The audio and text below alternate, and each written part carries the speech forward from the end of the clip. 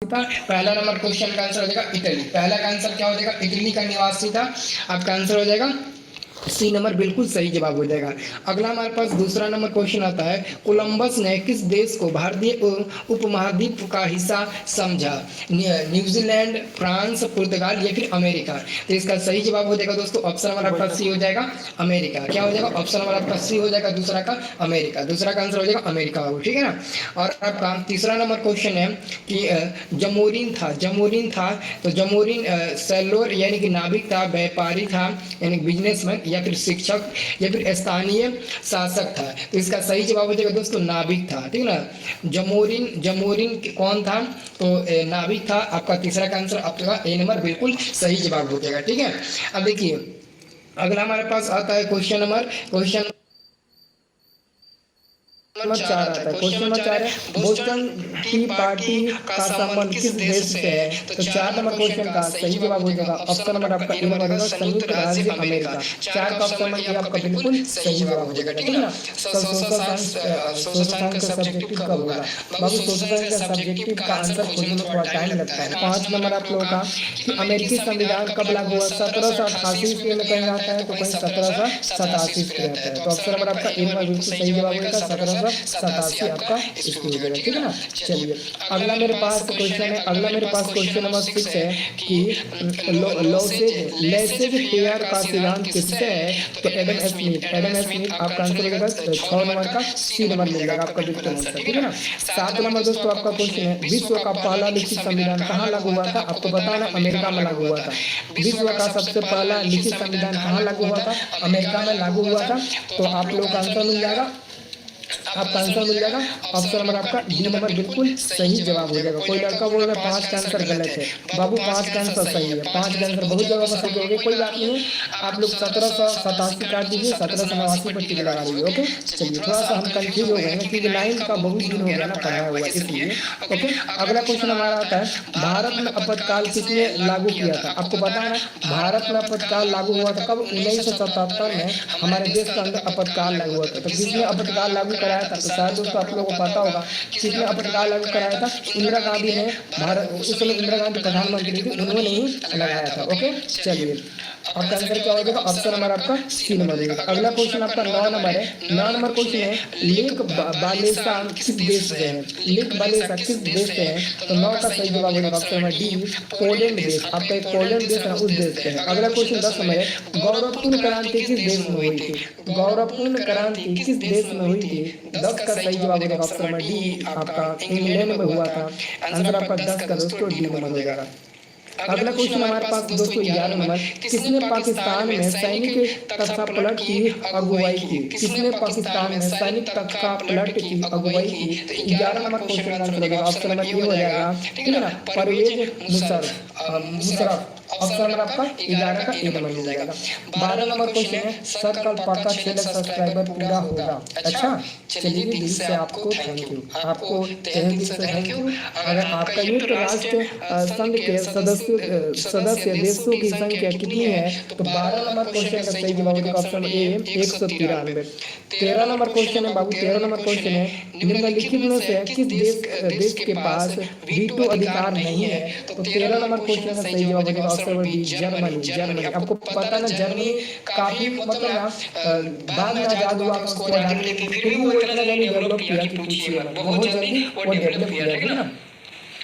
Social science का subjective प्रश्न live sir.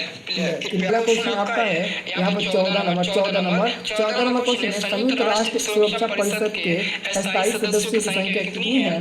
तो 14 का आंसर आपका हो जाएगा ऑप्शन नंबर ए 5 हो जाएगा। 15 नंबर क्वेश्चन है, निम्नलिखित में से कौन उत्पादक है? देखो उत्पाद इसमें थोड़ा सा आपको डाउट लग रहा है, किसान या फिर फर्म?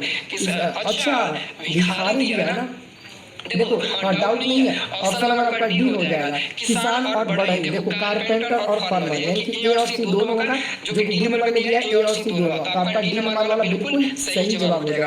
अगला क्वेश्चन है, गैर टिकाऊ कौन है? तो कच्चा माल, बीज, खाद ये सब हो जाएंगे, डी नंबर आपका हो जाएगा सही जवाब, ठीक है ना। 16 का 17 नंबर क्वेश्चन, उत्पादन का साधन है, तो उत्पादन का कौन साधन होता है? तो आपका 17 का जवाब हो जाएगा डी नंबर इनमें से पूंजी, भूमि, श्रम, इनकी रिवर, लैंड, कैपिटल, ये सब दोस्तों उत्पादन के साधन होते हैं। तो 17 का आंसर हमारा डी नंबर हो जाएगा। ठीक है ना, हम भी जगह रहते हैं। अच्छा, आप भी जगह रहते हैं, ठीक है ठीक है, आप भी जगह रहिएगा। हम आपको नंबर बता दिए थे ना, 18 नंबर नहीं बताए थे। अब देखिए बता देते हैं, किसका काम मानसिक श्रम के अंतर्गत आता है। देखिए इसमें हमको थोड़ा सा डाउट हो रहा है। मानसिक श्रम का मतलब होता है कि हाथ पैर दोनों चले, तो किसान भी हाथ पैर चलाते हैं, मजदूर भी हाथ पैर चलाते हैं। तो एक्चुअली इसका आंसर बाकी बहुत कंफ्यूज हो रहा है कि आंसर दे तो क्या है। हमको लगता है कि इसका आंसर ए और बी दोनों होगा, इसका आंसर ए और बी दोनों होगा। तो इसका आंसर आप लोग छोड़ दीजिए, ठीक है ना।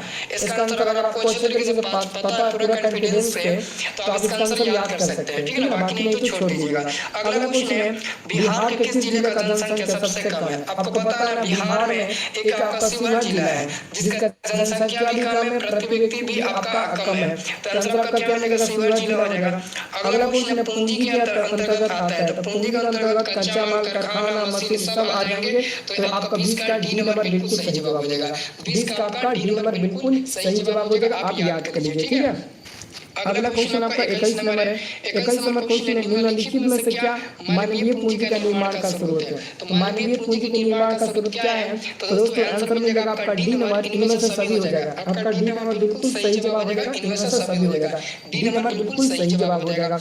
अगला हमारे पास क्वेश्चन आता है दोस्तों, अगला हमारे पास क्वेश्चन आता है कि रेडमी, एक मिनट देखिए मेरा मोबाइल थोड़ा कभी-कभी करने लगता है। रेखा किन दो देशों की सीमा रेखा है।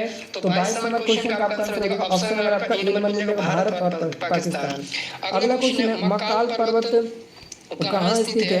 मकाल पर्वत कहाँ स्थित है, मकालू, सॉरी मकालू बल्कि मकालू है। तो 23 नंबर क्वेश्चन का आपका सही जवाब हो जाएगा दोस्तों सी नंबर, नेपाल में स्थित है। कहाँ पर स्थित है, नेपाल में स्थित है, नेपाल में स्थित है।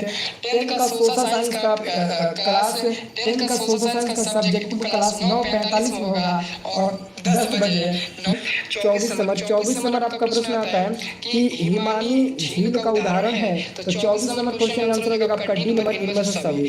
25 नंबर क्वेश्चन है, धुआंधार जल प्रताप किस नदी पर स्थित है। तो 25 का आंसर होगा ए नंबर, नर्मदा। 26 नंबर क्वेश्चन है, सर्वप्रथम परमाणु बम कहाँ गिराया गया था। तो हिरोशिमा, देखो पहले हिरोशिमा, फिर 3 दिन बाद नागासाकी में गिराया गया था। तो अभी आपका 26 का आंसर ए नंबर बिल्कुल सही जवाब हो जाएगा। अब देखिए 27 नंबर दोस्तों क्वेश्चन, भारत का सबसे दक्षिणी बिंदु कौन है। तो 27 का आंसर होगा option C, Indira Point, Indira Point. 28 number question है, अरब सागर में द्वीपों की संख्या है। तो 28 का आंसर होगा ए नंबर 37। 29 नंबर क्वेश्चन है आपका, निम्नलिखित में क्या मानव जनित आपदा है। देखिए जो मानव के द्वारा फैलाया गया हो, तो न्यूक्लियर डिसएस्टर आपका ऑप्शन नंबर हो जाएगा डी नंबर। नाभिकीय आपदा, ये मानव जनित आपदा है क्योंकि ये सब आपदा है, ये सब घटनाएं मानव के द्वारा होता है इसलिए, ठीक है। अब दोस्तों मैं अगला क्वेश्चन की बात करूं तो अगला हमारे पास दोस्तों क्वेश्चन आता है कि निम्नलिखित में किस देश की स्थलीय सीमा भारत को नहीं छूती है। तो 30 का आंसर हो जाएगा आपका, 30 का आपका आंसर हो जाएगा ऑप्शन नंबर डी होगा, मालदीव, ठीक है ना। ये सब्जेक्टिव क्वेश्चन है दोस्तों, जैसे कि दास व्यापार क्या, ये सब क्वेश्चन पूछा गया है। तो अब देखो सब्जेक्टिव क्वेश्चन का वीडियो चाहिए तो आप लोग को 10 बजे मिलेगा, अभी लाइव आएंगे बताएंगे। लेकिन